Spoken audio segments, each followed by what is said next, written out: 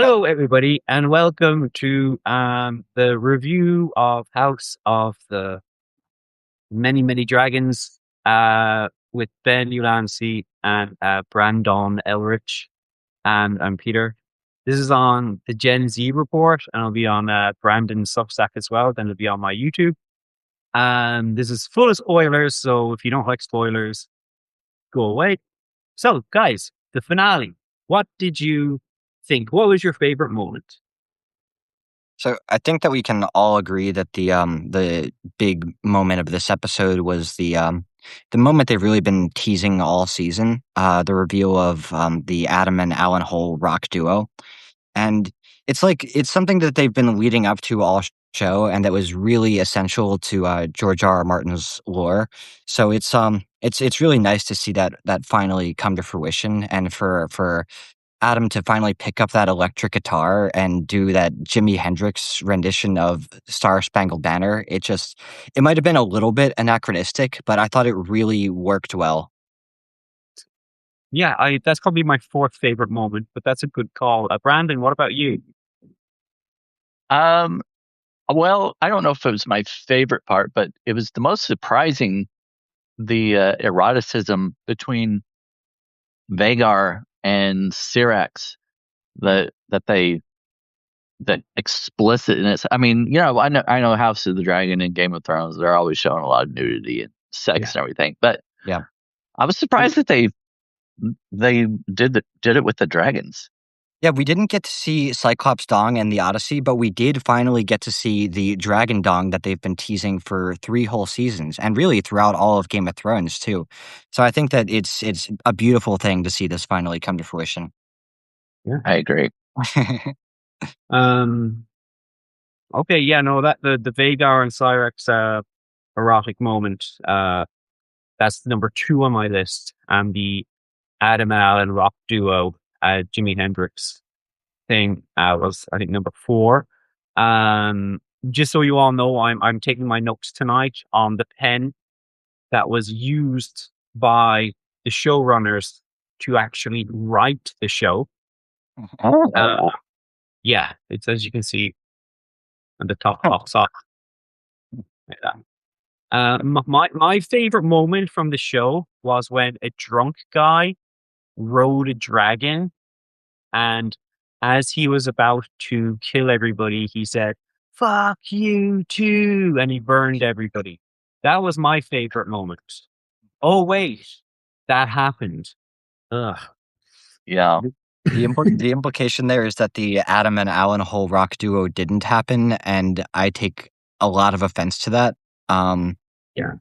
I'm starting to wonder whether we watched a different finale, because to me Me, that was the most pivotal event of in the entire show thus far. Because the things that they could accomplish with the rock between the two of them, it really just trumps all of the all that they have going with the dragons, I think. I think, and this is how I feel.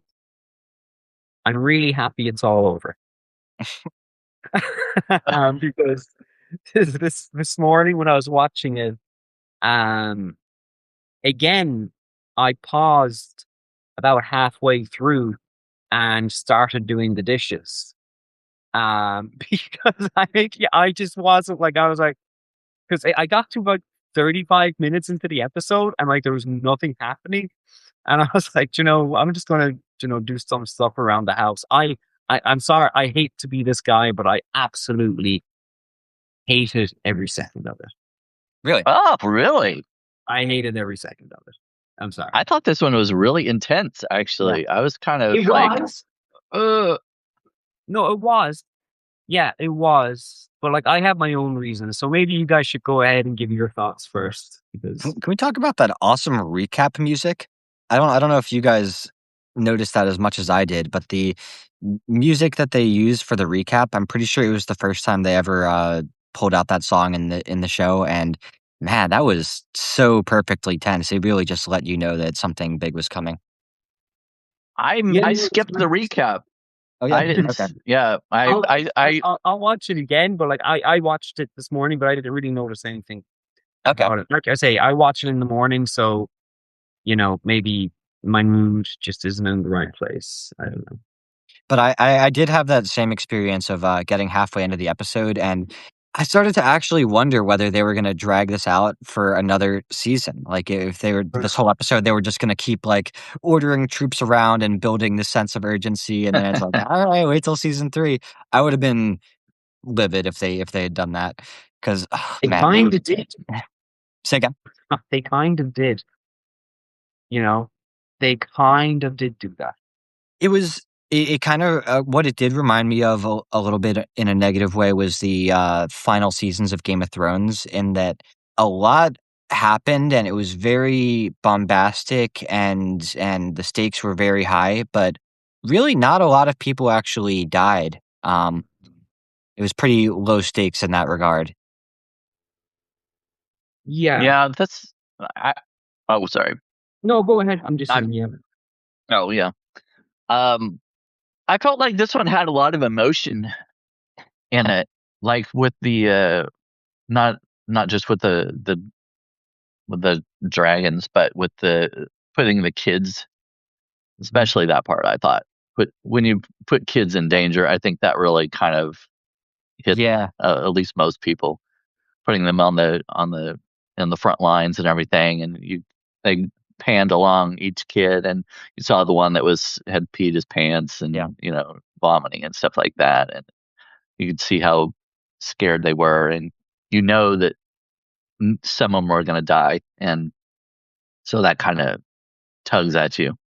Yeah, I like the realism of that. And I don't think we've really seen that much in the past, the what the kids go through before all of this goes down. I guess a little bit in the King's Landing invasion in season 2 of Game of Thrones, but not quite as visceral. Like the way you see them all puking and pissing their pants, it really does drive home the intensity of it.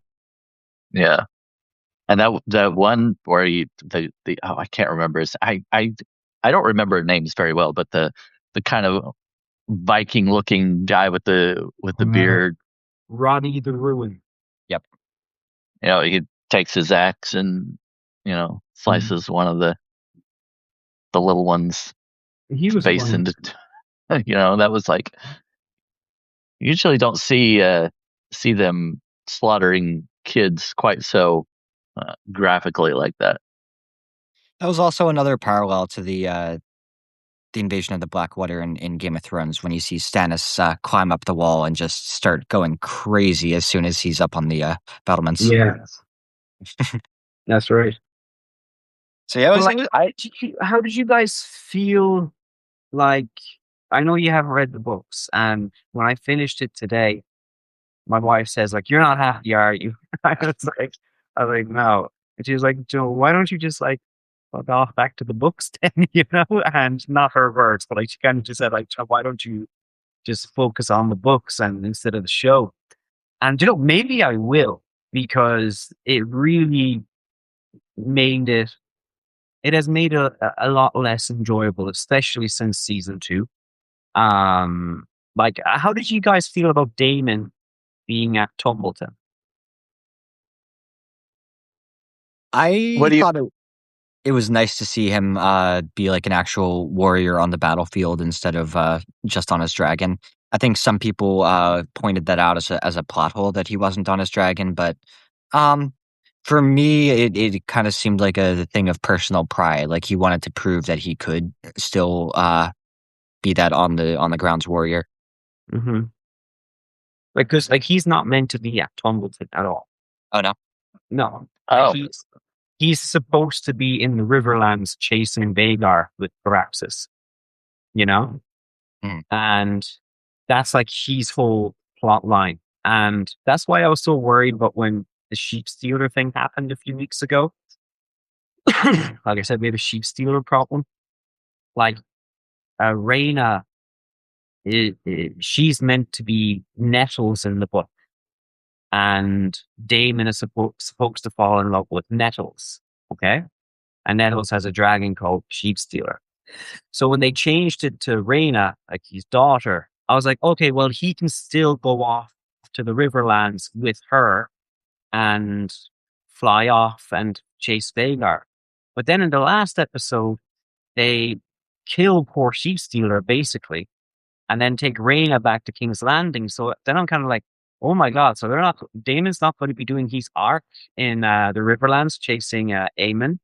So when he was at Tumbleton, the minute I saw him at Tumbleton, I was just like, I'm so out of this life because it's kind of like it would be like in Lord of the Rings if Bilbo, what's his name?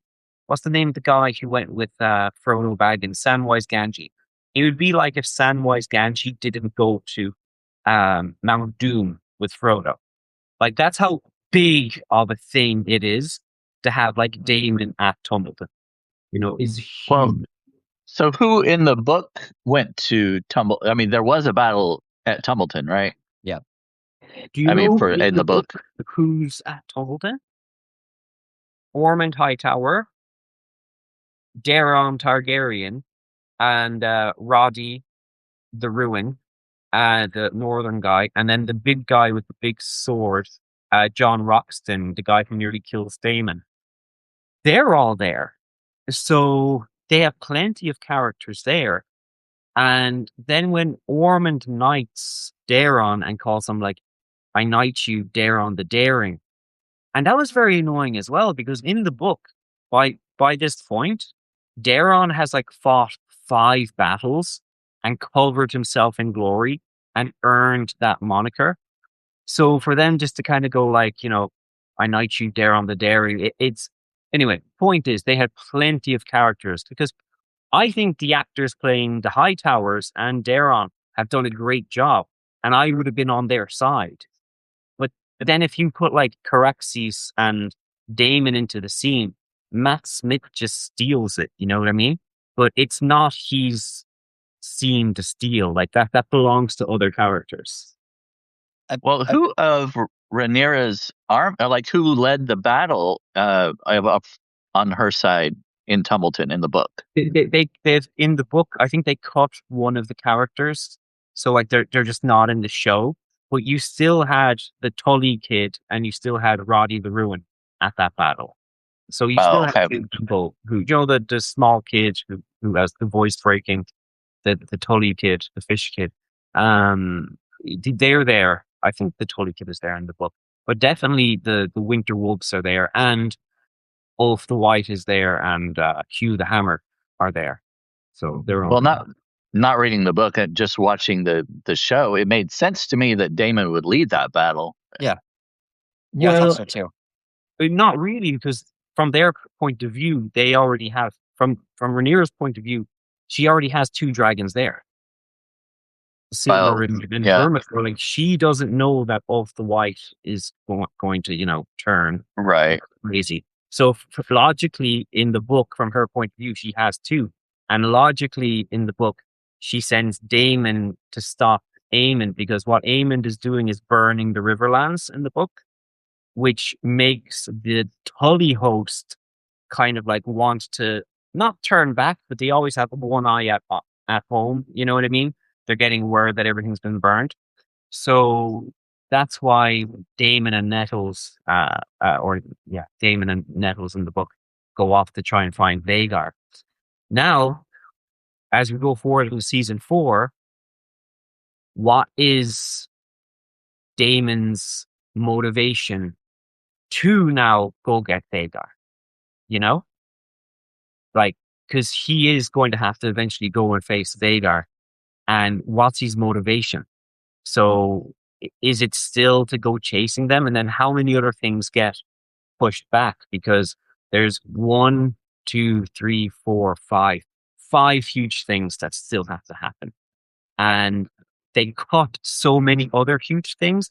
And I said, oh, well, they've cut so many huge things because they're going to put more huge things in season 3. But they didn't. There's only the Gullet and Tumbleton, 2 huge things in season 3. And I was watching the last thing. I was watching the behind the scenes of the episode, and the showrunner said at the end of it, now this is giving you a taste of what's to come in the Dance with Dragons. And I'm like, dude, you only have 1 season left of 8 episodes, and you've done nothing.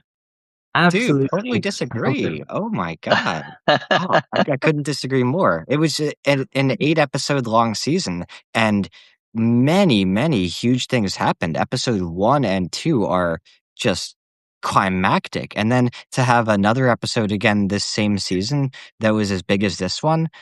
I also thought episode 7 too was pretty significant, but this What to did me it was achieve? a pretty. What did the last episode achieve? What did this recent episode achieve? No, the one before. Like, what did it achieve? I thought it was incredibly intense watching the dragons and their rulers just try to gain control of the situation and just be so helpless. And I had That's no that's the idea. part that sticks out to me too. Yeah. Yeah, I had no idea who was going to get out of there. The whole scene, I'm like jaw dropped, like what the fuck is about to happen here? Um, so that was a big deal for me. I keep thinking whenever we do these talks, I keep thinking about so I'm in a couple of House of the Dragon Facebook groups where people post memes, and there's a whole bunch to the effect of uh, people who read House of the Dragons every time that the show diverges from the book, and it's just someone freaking out, da da da, and Yeah. and Well, do and you want to know why? and you take issue with so many things that are just completely unproblematic to me as someone who's just a fan of the show. It all feels totally cohesive to me. Right, Right. but you're also a fan of Game of Thrones, right? I think Game of Thrones totally dropped the ball in season 7 and 8. Yeah, but you're still a fan of the universe. I mean, Yep, why does Helena kill herself at the end of the episode? because she realizes that she's completely trapped. Right, but wasn't her main motivation to protect her children? That I mean, part kind of confused me, actually. I yeah, well, was if she kill herself if she's pregnant, if her whole thing is to protect Jaehaera and then for her unborn child. The thing is, like, the main reason That why was made clear to me. what? That was made clear to me because Well, she realized that the kid would be born a pawn and would never have a life of his own. I was a little confused because she had that one vision where she was with her kids in a kind of off in the countryside or whatever. It kind of seemed like that was like a future or possible future or the future for her and her kids, and then she killed herself. I was like, oh, well, that's kind of I don't that part did kind of confuse me a little bit, but Yeah. Yeah, I, I don't know. Well, yeah, I like the poetry of seeing someone else commit homicide. right. oh, Tommen had a good reason to jump out that window, poor but Tom. Helena didn't. I mean, Oh, Helena I, had a child and she was pregnant. And again, in the books, I'm sorry, her child is born. His name is Maelor, and he gets captured, and then he gets ripped apart by a mob, and Oh, that sends her over the edge. You know what I mean? And that's kind, and it was the same in season 2 with Blood and Cheese, like where they completely watered that down. Um, so I guess the biggest kind of problem is that, like, and I said it with Game of Thrones as well, like how Stannis has to be taught by his daughter about the stance of dragons, and he's like the smartest man in Westeros. Um, is that it just didn't make any sense because of we know well, like it's it's the bloodiest time in Targaryen history where it's just battle after battle after death after death, battle, and there hasn't been that much. I'm not saying show every battle, but they didn't even mention any of the battles that Daeron did in the Reach on the lead up to Tumbleton, you know? And I found that to be strange, because they could have explained all of that in just like, 5 or 6 minutes speaking. Like they said, here, did you hear about Daeron do this, Daeron do that? That could have helped a small bit, and to think that like Aemond and Aegon's that's their last scene. That scene in Harrenhal for another 2 years. You know, I found that kind of disappointing. That like that was Aemond's last scene, and all he did was like chill out with Alice Rivers, which he does in the books, but he's doing so much more as well. And why does Vagar leave him? That breaks a lot of lore. Anyway, look, if I hadn't have read the books, maybe I would have enjoyed it, but there was things in it that I thought I'd be able to put to one side, especially after season 2. And I thought after watching the Battle of the Gullet, I was like, yeah, this is awesome. But as the season has gone on, I've been getting, more and more pissed off. So Sorry. my understanding of the book is that it's almost a cop out in how it doesn't actually depict any of these events and just does the lazy part in saying this is what happened and this is what some people reported happened and this is what the townsfolk reported happening. But you don't, as much as you would in the Game of Thrones universe or Song of Ice and Fire universe, actually see events playing out. So I think in that way it didn't really lend itself to a show as much as Game of Thrones, and it makes what they've achieved even more impressive. No, because like if the author of the book literally says out loud he wants nothing to do with the show, then they haven't done it. They haven't done it right. Like, I mean, as a piece of entertainment, maybe they have. It has been entertaining and it is really good. But like, we're holding it to a higher standard of just even Breaking Bad. Like, I think Breaking Bad's the best show ever made. But Game of Thrones, because of the world building, kind of like Lord of the Rings, will always be held to a different standard of, like, say, The Wire, Breaking Bad, things like that, because of the world building that has happened. But if, like, the author comes out and says, I want nothing to do with this when he reads the scripts for season 3, that's, like, not a good sign. And I thought he was just being, like, a grumpy old man about it. But, Yes, like, that's my after, thoughts. yeah, and then, but after this season, I was just kind of like, this is not good. But like, I have to defend Fire and Blood. Fire and Blood does go into it a lot more. They have like different sources and things like that. Like they're like this book here. Where was that? I don't have Fire and Blood because it's back in Ireland.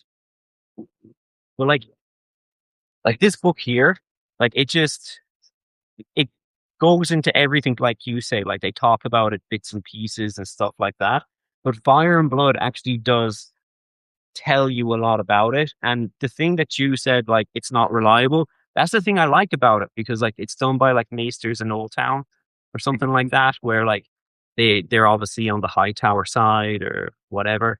But they do they do tell you what happened pretty clearly, because they say, okay, who's alive, who's dead. Do you know? And then they say, well, he's alive and he's dead. How did that happen? Oh, we think it happened with this way. But in the show, they're completely killing people completely differently, But and they're for different reasons.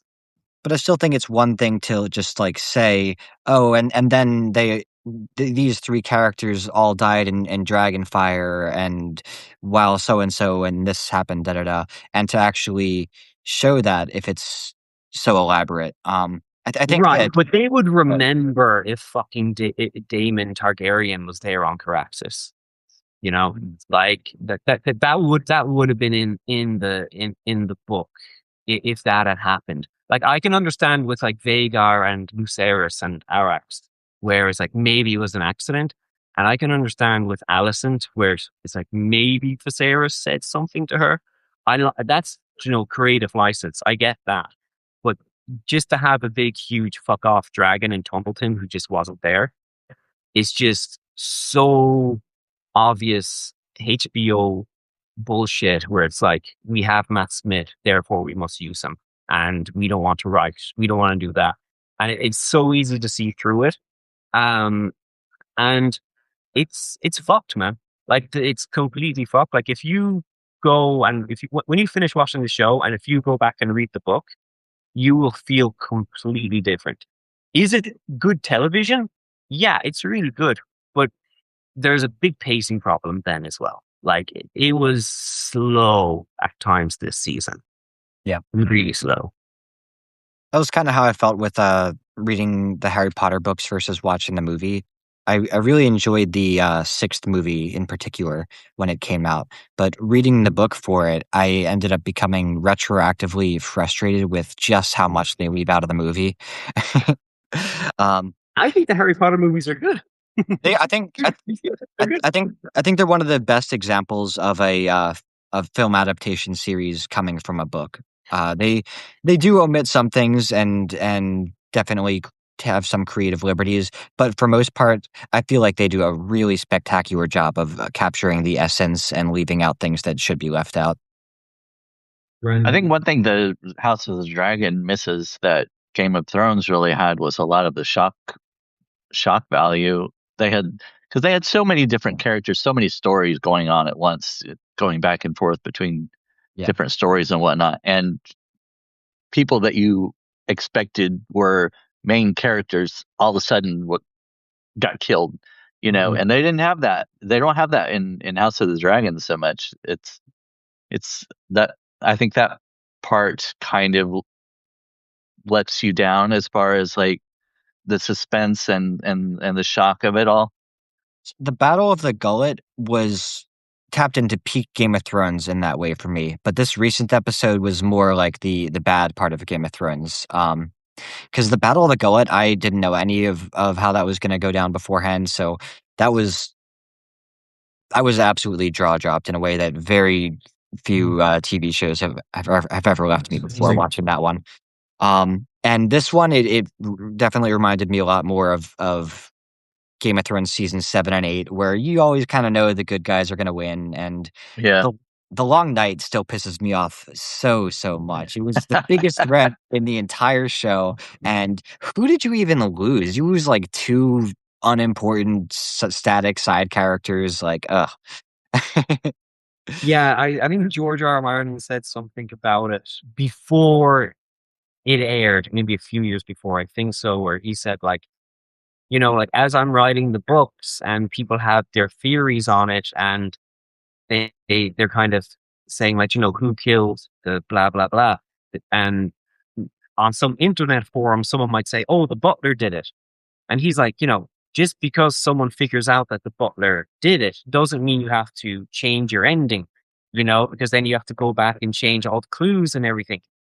And that Yeah. perfectly, I think he was kind of alluding to like what they were going to do with Arya and Jon Snow. It was so obviously meant for Jon Snow to have a Yeah. showdown with the Right. Night King, and all the clues were there, and then just to have Arya just like do a Jet Li kind of backflip into the God's Wood and stab him. It was so bad.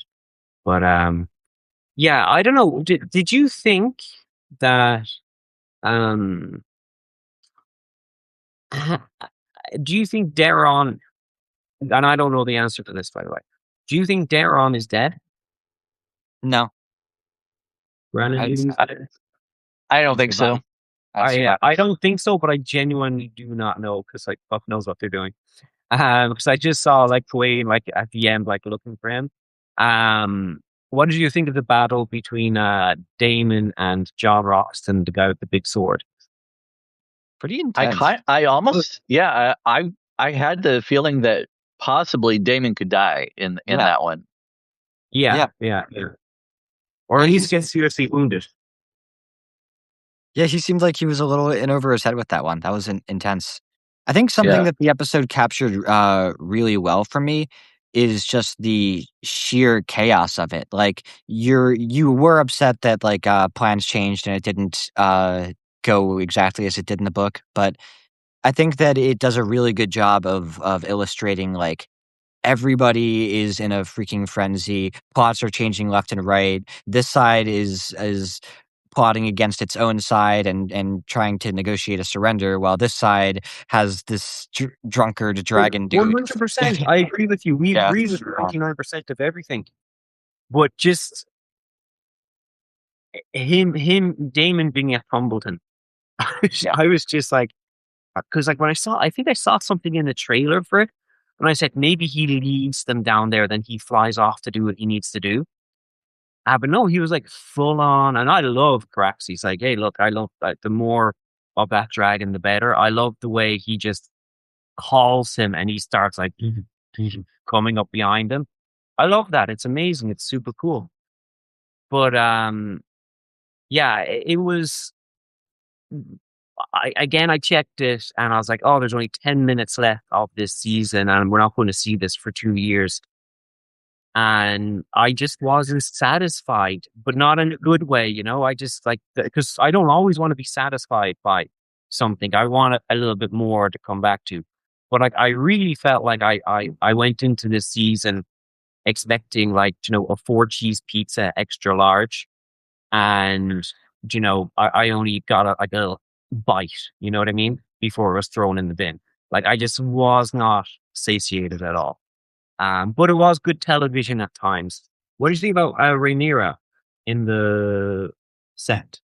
One other question I briefly wanted to bring up. Do you think Ulf was in the shitter in earnest after drinking too much, or that he was hiding?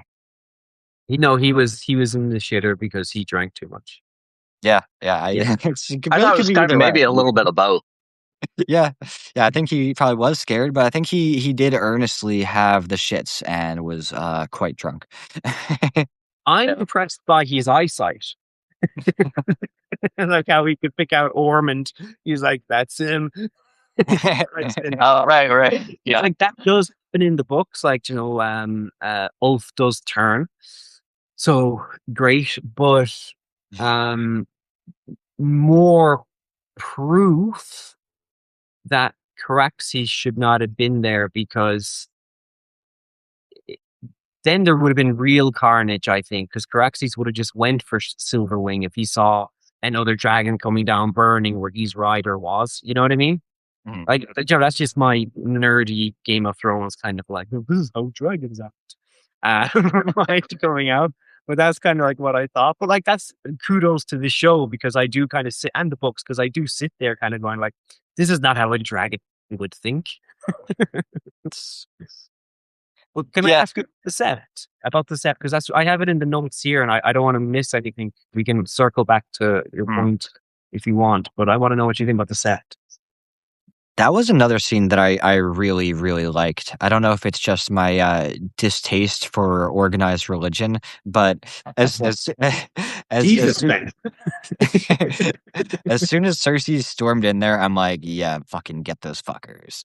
Cersei. Or not Cersei, Daenerys. Sorry. You're having flashbacks. Yeah, quite comparable. Yeah, she was also not a fan of the faithful. Yeah. I don't even remember reading that. I don't know. It doesn't matter. But Brandon, what did you think?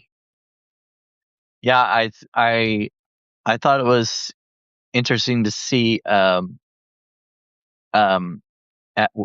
what's his name? Her right hand, Alan. I was gonna say Adam, and I was like, no, he's the bass player for Alan and Adam. Yeah, he's the bass player. Right. Yeah, Alan. I was like, you could see a little bit of the conflict, but he goes ahead with it, and there kind of wonder. Long conflict though when you're about to stab. Oh yeah, well yeah. And to beat the High Septon over the head with the electric guitar like that, I was just absolutely gratuitous. And really, I didn't know that they actually even had electricity in Westeros. No, but my favorite part was like after he killed the Pope and he started putting up the Scientology flags. But it was like, about goddamn time. About time. It kind of makes you wonder what his actual motivation was. Like when his brother questioned him, you just want the glory, or you want to elevate yourself. But is it that he's trying to prove himself worthy to marry, you know, a Baela? Yeah, Baela, or is it that he does want his name? You know, maybe that will finally make Rhaenyra dub him a Valerian and whatnot, you know, or whatever. But I don't know. Funny because in the books, Adam, the other guy on Sea Smoke, he's the one who is like really, really loyal to Rhaenyra.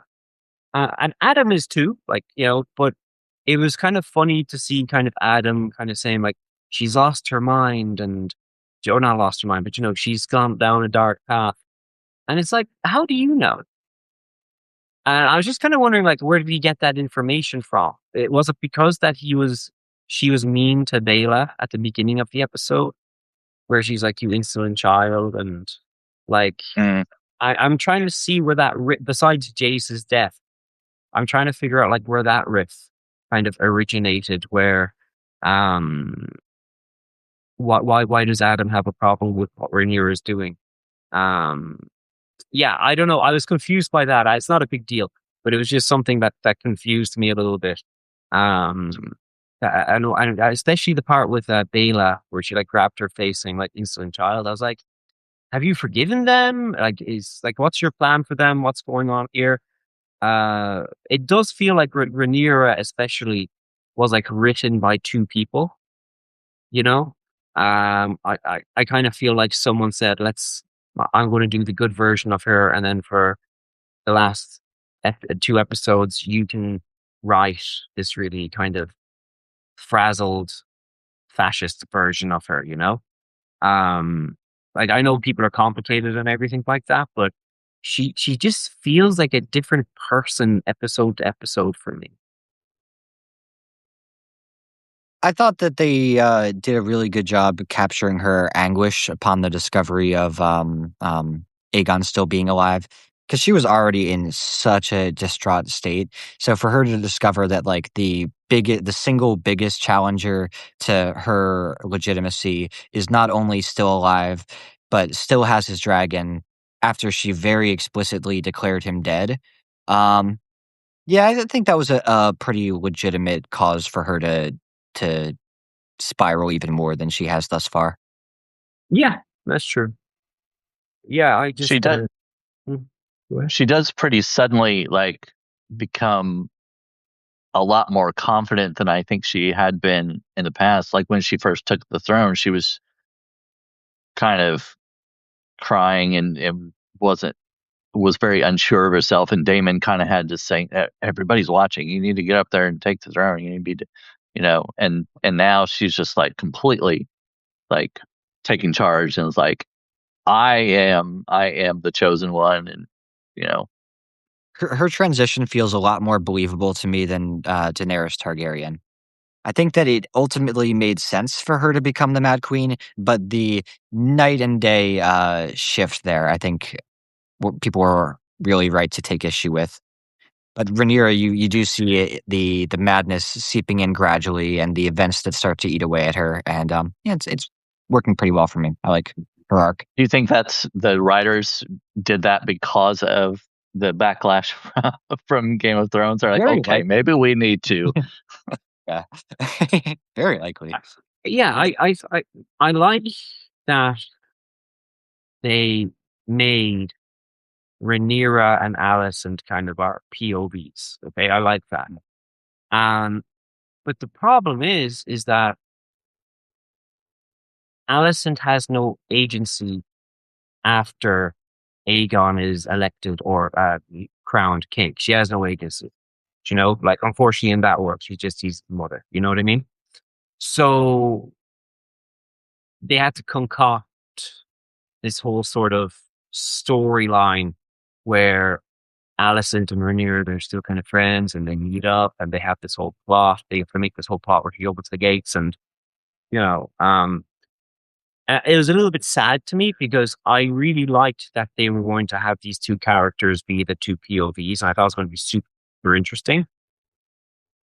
And I don't think they needed to concoct all these extra plots for Alicent for that to happen.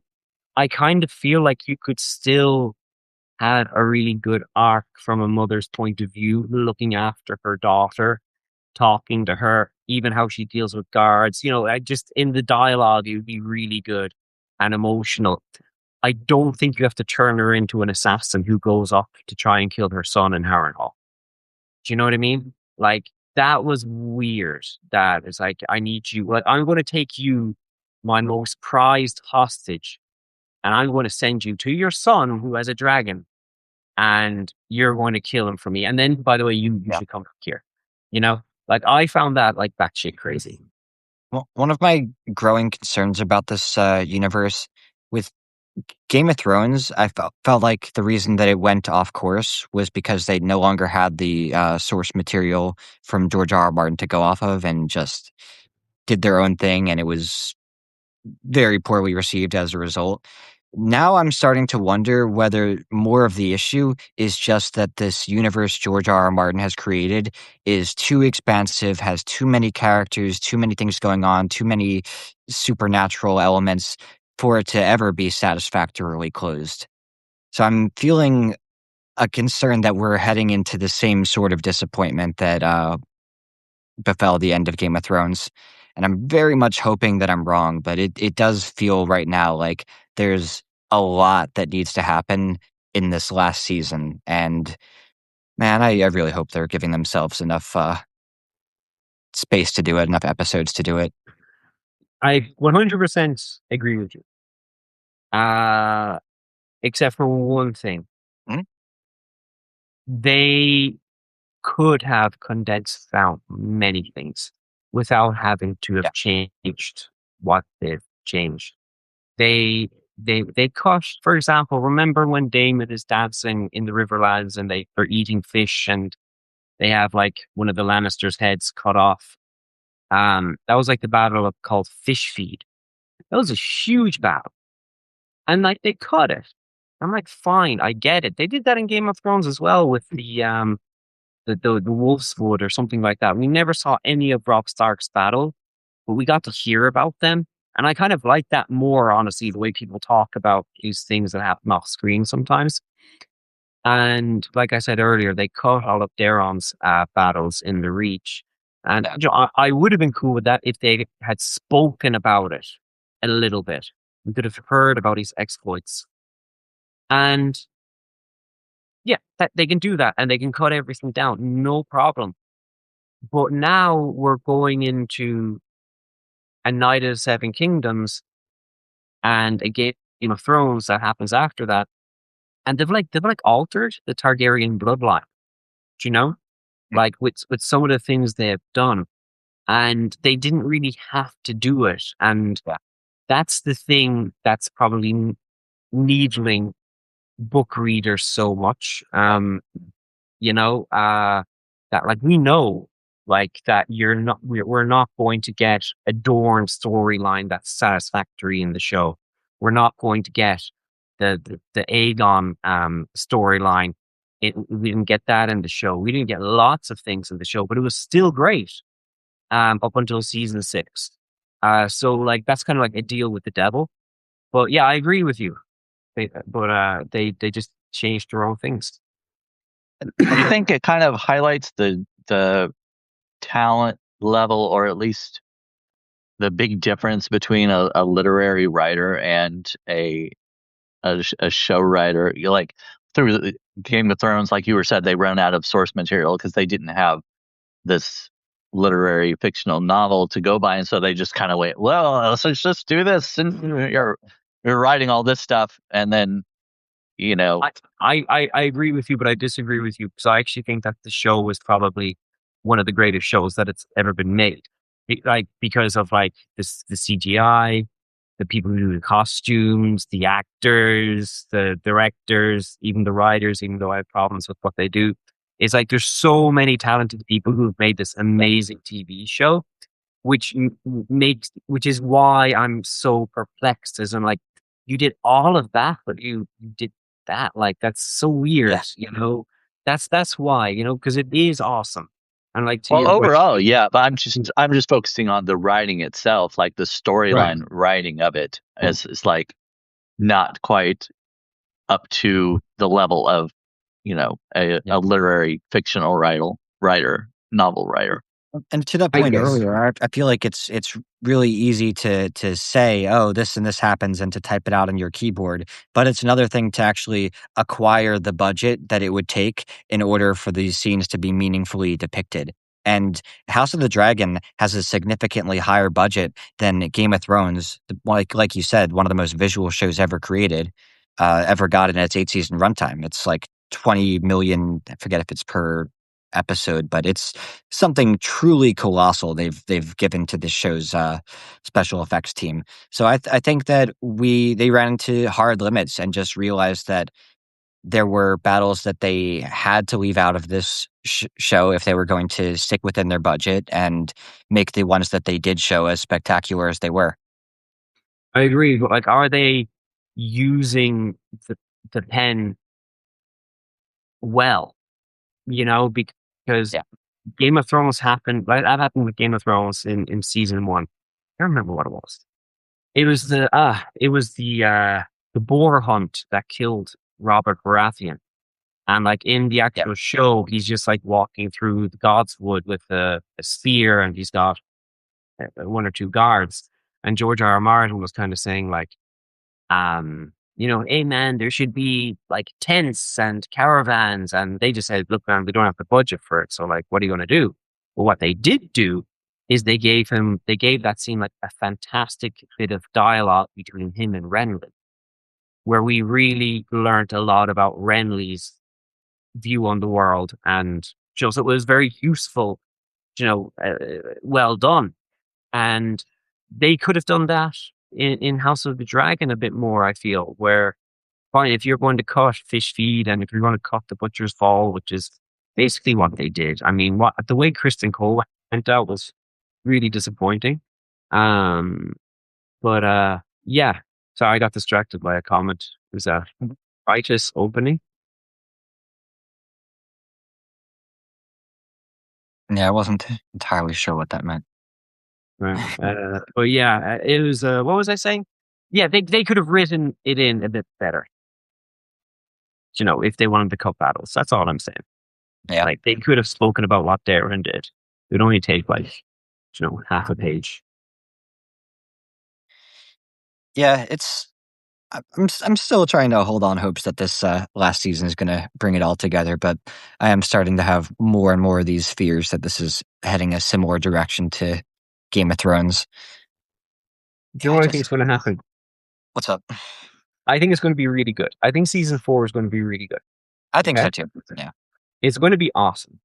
Yeah, but it's just how we have gotten there, or how we how we have gotten there.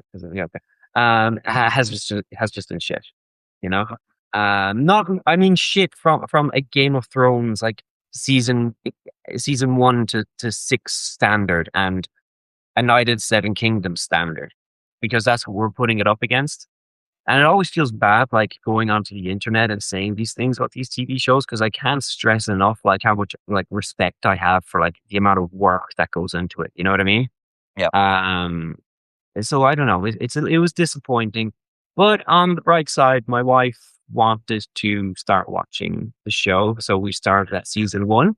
So we're watching season 1 right now of House of the Dragon, and she's really liking it.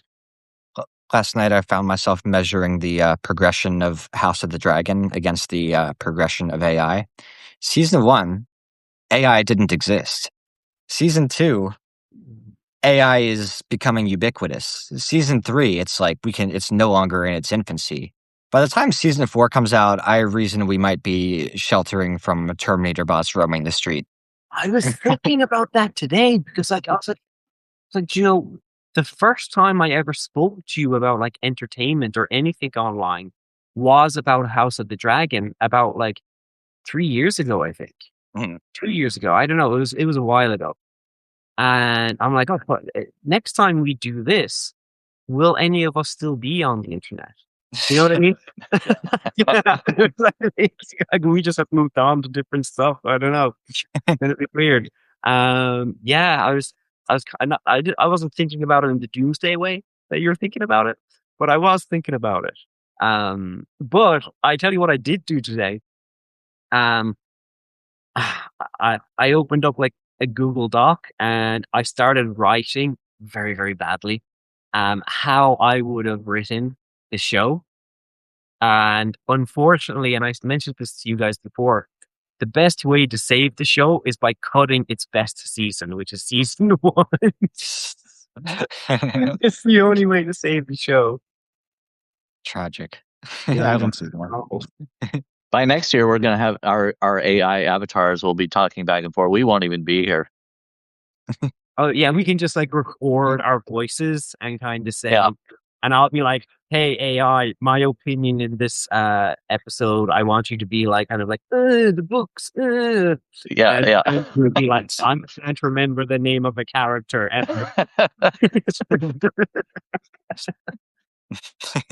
That's my personality. So what else happened in the show? One last thing. Uh, Aegon back from the dead. What did you like that? Oh, I liked his scene with Aemond. I think I might have liked to see a little bit more happen with that. I expected that they might fly into Tumbleton. But it was a pretty good reunion moment between him and Aemond. Yeah, I like I like yeah. I, I like that he set aside his desire for vengeance, and you could still tell that he was thinking about it. But he's like, all right, Yeah. the world is in chaos right now. We've got to team up if we're gonna. Sunfire is the goat. Just like he just flew into that hall and skidded. And you can tell he just doesn't give a flying F anymore about anything, you know? You could tell back when he was beautiful, he would have landed gracefully, but now he's like, I'm just gonna flop in here. I think Aegon realized that killing him would have been stupid. He needs his dragon, if he's gonna take back his throne. Yeah. So I don't know. Will Sunfire be happy to see Vagar when they do meet up again? You. oh yeah. Well, probably similar to Aegon. It's like, Yeah, I really want to kill you, but are you telling me you forget this guy? Vagar is just gonna play the "I was only following orders" card. Yeah. right. So hey, come on! I ate the other dragon. I only burnt you. All right. So who? Let's just do. What was your favorite episode of the season? Probably the Oh. first one. Yeah, it was awesome. Yeah. Oh gosh. I don't know. I think the most Hey, just for any viewers tuning in today, Brandon doesn't actually watch the show. I haven't seen any of it. I'm just going by what I've heard online. No, I just know what it means. I think really the last yesterday's and the episode before were the most intense for me. Like last night's episode, I think was probably one of the most emotional back and forth. So I don't know. I'd probably go with the season finale of yesterday, just because maybe it's recency bias, but I don't know. If I went back and watched it again, I'd probably pick one of the earlier episodes. But Yeah, I have to go with the Gullet. Yeah. That's my one. I liked the whole POV of Rhaenyra in episode 3, I think. I thought that was cool. I thought episode 2, like the season started really strong. The first 3 episodes were really good. My I relationship. gotta say, who's your goat of the season? Like, who's your favorite character of the season?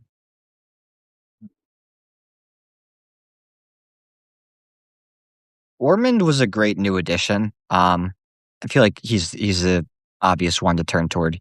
He didn't have a weak moment on screen. I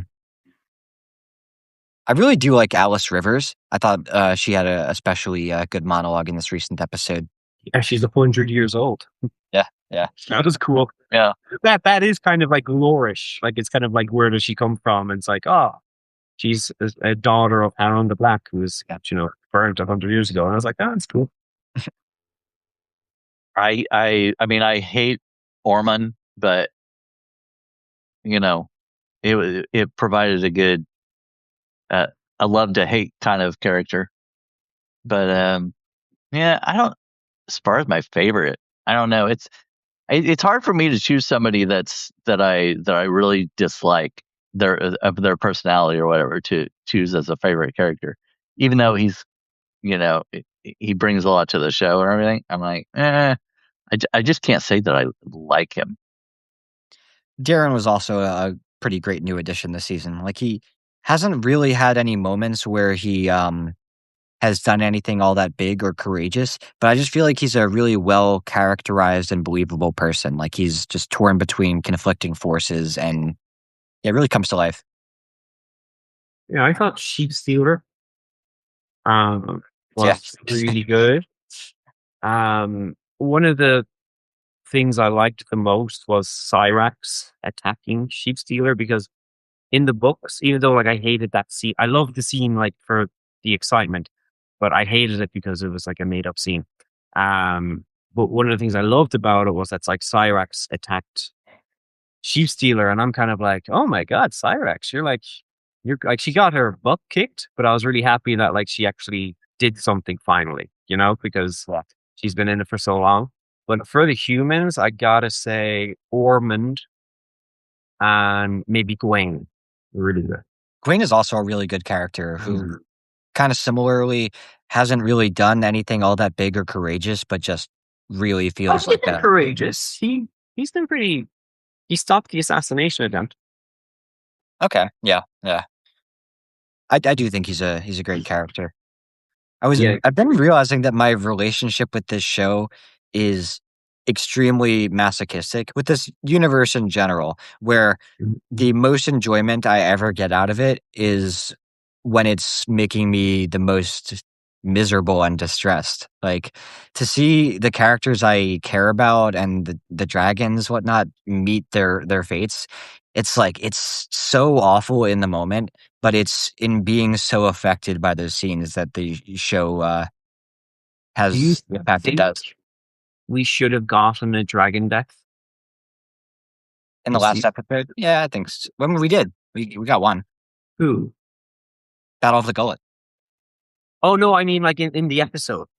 Oh, this recent one? Yeah, no, Vermax dying was huge, of course, but like, in this episode, do you think I expected it. Huh? I expected it. I think I would have liked to see that. Oh, one other moment of confusion for me.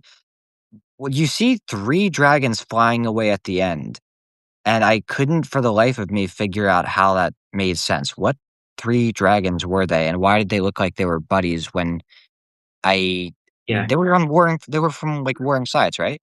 No? That's what I said earlier. That's what I said earlier about when Silverwing goes crazy. Not goes crazy. She's ordered to burn everything, and that's one of the problems with having Caraxes there. Because if Silverwing burns the town where Damon is, Caraxes is going to know he's in trouble, and he's going to attack Silverwing. The third dragon is Vermithor, and Vermithor doesn't have a rider because Hugh the Hammer was in the city.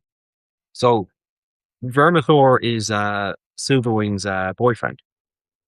Like they have a dragon relationship. So they could have, that actually would have been really cool, because Caraxes was kind of like snapping at Silverwing and blowing fire, and Vermithor was just kind of like going next to him as if they were playing, you know? And that's what I thought I saw I thought I saw one of the dragons like kind of chasing at or like snapping at that's correct. one of the other. Silverwing, Ulf's dragon. Yeah. Okay, so because Vermithor doesn't know really what's going on. He's the red dragon, the big red dragon, not the skinny red dragon. I think he's just like flying next to them like they're playing or something. Like, I don't know, because that was my take, because I'm like, Caraxes, like that dragon just tried to kill Damon, so like, why aren't you jumping on top of it and killing the rider? But it is what it is. It's there is a lot of more battle stuff or dragon stuff in the battles to come soon, and if they do it justice, and if they land the ending despite everything, it will be awesome. But I gotta say, this season, first 3 episodes, really good. Last week's episode, all the episodes by themselves are actually so good. But you have to just kind of say, like, but the minute you remember that there's only 8 of them and there's only 4 seasons, and we're in season 3, the end of season 3, it fucks with your brain, because it's like, shit, more things need to happen because we're running out of runway. You know.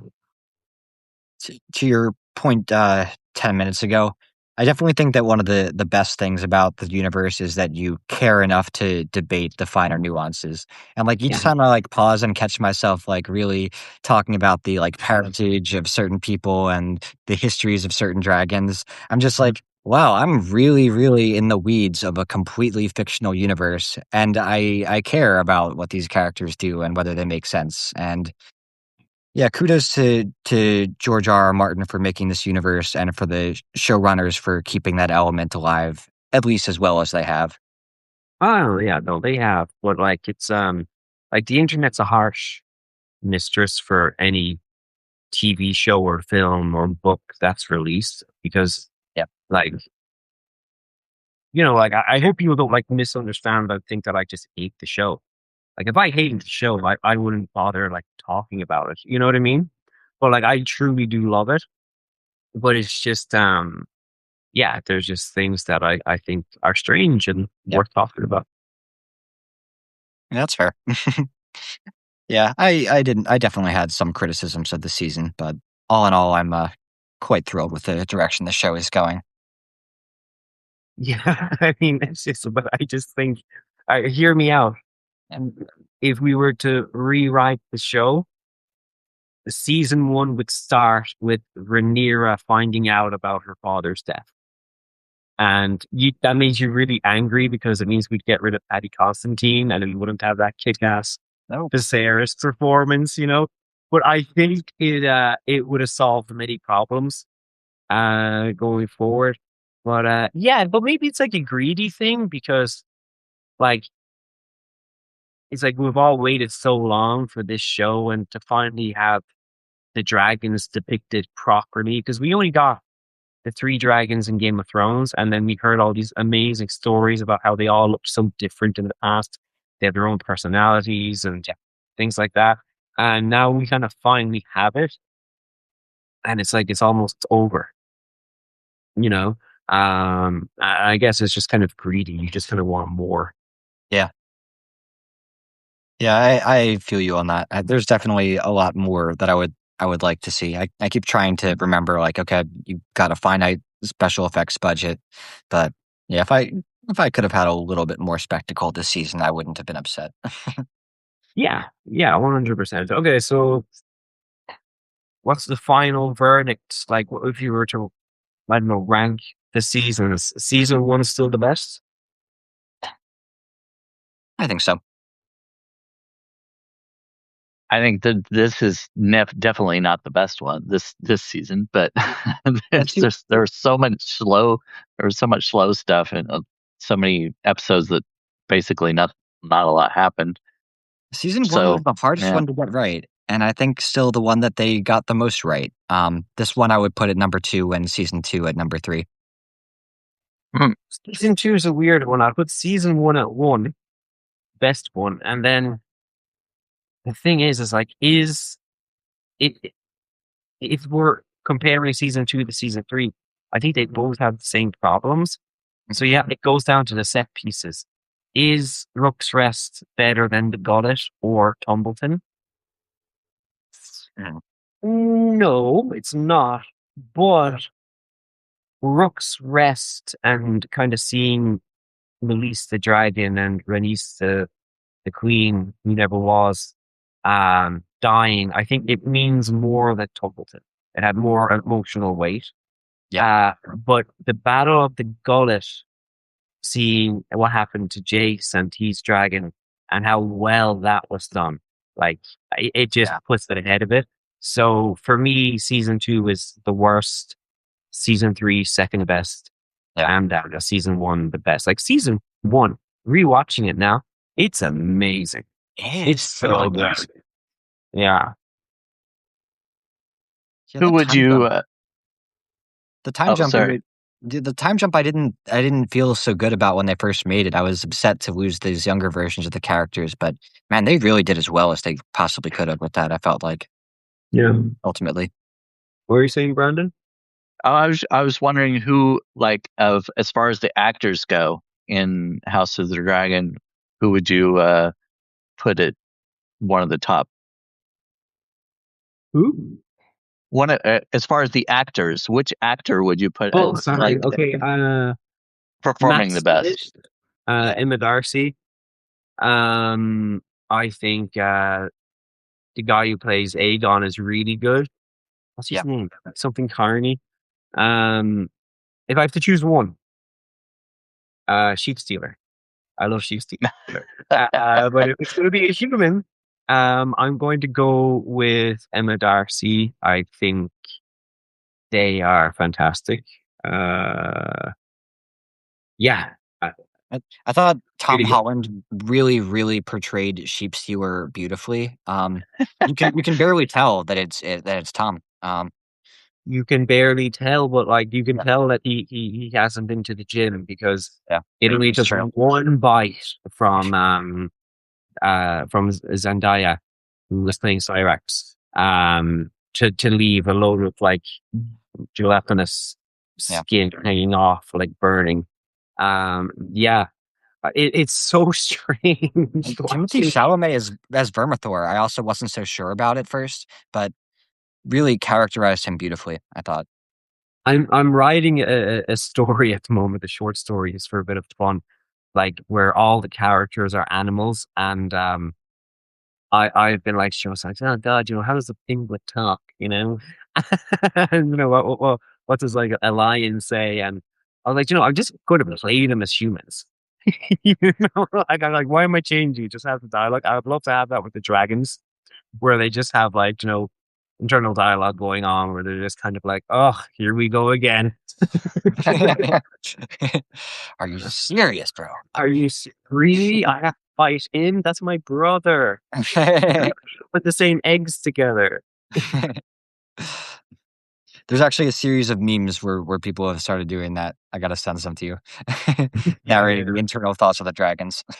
I think, well, actually, Joe, we should say like which dragon, if an actor was going to have a voiceover for a dragon, like, so like I'll start, like Caraxes would be voiced by Animal from the Muppets. Yeah, let's go. Yeah. Like he would just, that would be him. Like, you probably have like Penelope Cruz as Cyrax or something like that.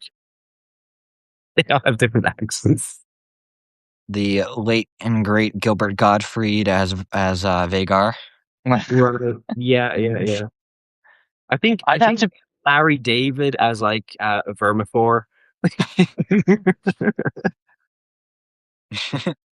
I'd have to put Jason Momoa in there somewhere, Oh. I'm flying, dude. I'm Jason Momoa, and I'm a Italian, dude. Yeah, bro. I retract what I said, and I'm now assigning Morgan Freeman at the part of Vagar. He just narrates his murders. Far too old and wise to not be Vagar. Yeah, I don't know. I think I think Meryl Streep would be a good Silverwing. Then we'll get our Oscars. Yeah, but whoever's designing those dragons doing a great job. That much I can agree on. So this is the season finale of writers talking about TV shows. That's the name I came up with right now. What do you want to talk about next? We're going to have to agree on a TV show. I want to watch the new Harry Potter. I'm not going to lie; it might be a slightly controversial admission for my When's fans. That coming out? I think November, December. Oh, okay. Cool. Is there anything like in the algorithm right now that we could like talk about so that we could stay relevant with the young people? I am short on ideas there. All right, I tell you what, I'll go see Spider-Man. Do it. I'll go see Spider-Man. Yeah. All right, so I haven't seen Spider-Man yet. Well, it has been a delight talking to you both, and I'm sure we'll find some shows and movies to discuss in the near future. But thank you, everybody, for tuning in. Alexi, Thank you, Casey Affleck as Gollum. We will do it. It shall be done. All right. Bye, guys. All right. Bye.